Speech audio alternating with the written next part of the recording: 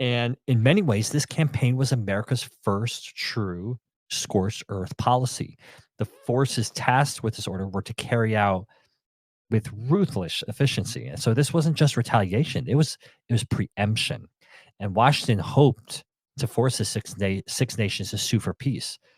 But at the very least, he wanted to cripple their ability to fight ever again. He did not want this problem resurfacing later on. But yet still there was another motive, because as much as Washington spoke of security and retaliation and all that, he was just as concerned with the land, rich, fertile land.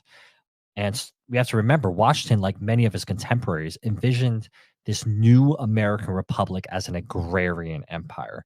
And that meant clearing indigenous people from the very lands they had cultivated for centuries, not just the warriors, but the farmers. So, and not just the strongholds, but the squash mounds and the maize rows. So the you kind of get the picture of what's going on here. It's not just eliminating people, but also their ability to grow and feed themselves.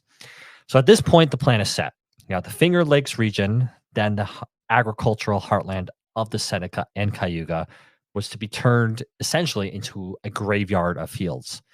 And on May 31st, 1779, General John Sullivan receives the official order, and the Sullivan Expedition, as it would come to be called, wasn't just a military maneuver. It was an attack, again, on a food system.